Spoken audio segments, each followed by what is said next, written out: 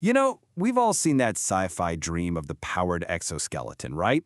That sleek suit that just moves like it's a part of you. But the reality? It's always been a bit clunky, slow, more of a fight than a fusion. And the reason why comes down to one core problem: a delay, a gap between when we decide to move and when the robot actually helps us do it. So, how do you teach a machine to close that gap? How do you teach it to think at the speed of human intent? So here's what we're going to dive into in this explainer. We'll start by really nailing down that core problem, what we're calling the reaction gap.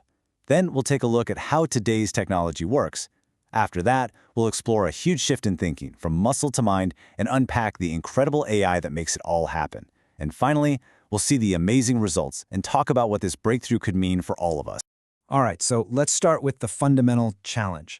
The entire field of building better exoskeletons really hinges on solving one single critical timing problem. And this, right here, is the central question, isn't it? For an exoskeleton to actually be helpful and not a hindrance, it can't be playing catch-up. It has to anticipate. It has to move with you, not trail behind you. And to do that, it has to be faster than your own body's natural reaction time. And here is the number to beat: 130 milliseconds. That might not sound like a lot, but that's how fast your own body's balance response kicks in.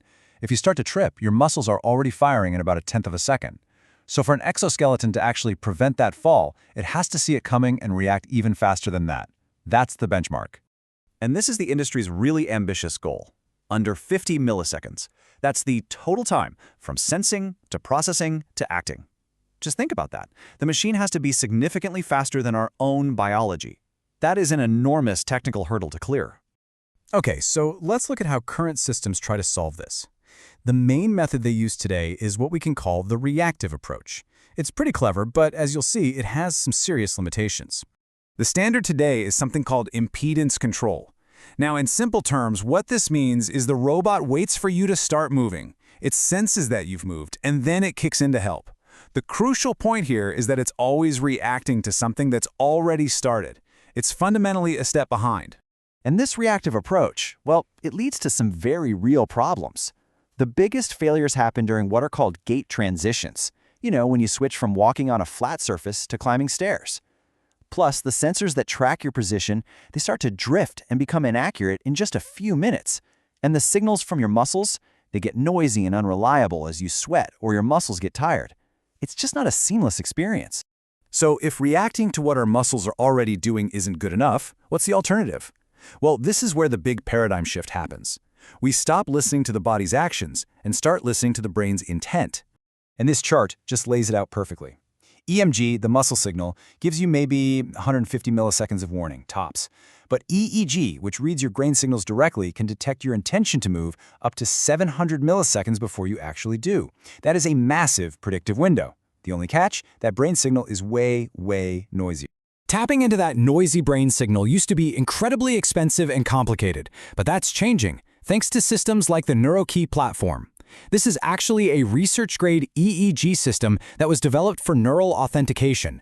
But because it costs less than $200, it suddenly makes bringing brain-computer interfaces to exoskeletons a practical reality.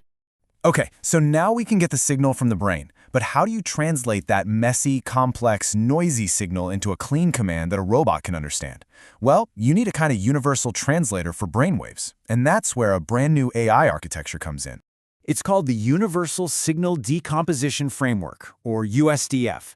And honestly, the best way to think about it is like a sound engineer for brain signals. You know how a sound engineer can take a song and isolate the deep thumping bass, the mid-range vocals, and the sharp high-frequency cymbals? Well, the USDF does the exact same thing, but for brainwaves. It breaks down that complex signal into its most meaningful and actionable parts. And each of these frequency bands tells a different part of the story. The low-frequency band, that captures the big picture, the high-level intent, like, I'm going to climb those stairs. Then the mid-frequency band gets more specific. It's the actual motor plan, like, okay, prepare to lift my left leg. And finally, the high-frequency band handles all the tiny, rapid, real-time adjustments you need to stay balanced while you're actually moving. So let's see what happens when you put all of these pieces together. By combining that early warning signal from the brain with an AI that can actually understand its different layers, you totally shift from a robot that just reacts to one that is truly anticipatory. And this is the payoff right here. Just look at that difference. Where muscle-based systems give you a 150 millisecond head start at best, this new approach gives the exoskeleton a massive 700 millisecond window.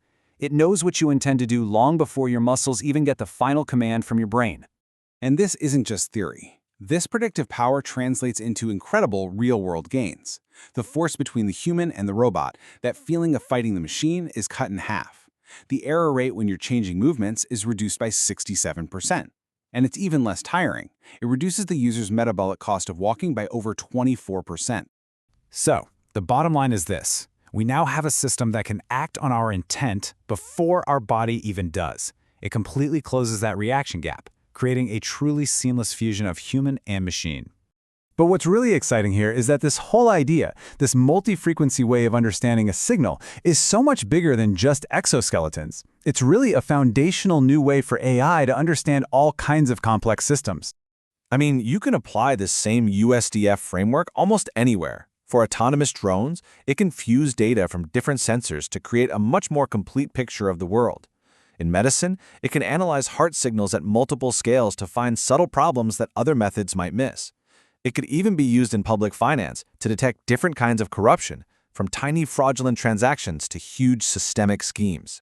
This quote from the research really just captures the whole idea perfectly. Complex systems, whether it's our brains or our bridges, have important patterns happening at different scales, all at the same time. And to truly understand them, our AI needs to be able to see them all at once. Which, of course, leaves us with a final, fascinating question. When a machine can not only react to our actions, but anticipate our very intent, flawlessly and instantly, it really challenges our definition of a tool. It makes you wonder, where does our own body end and where does the machine truly begin?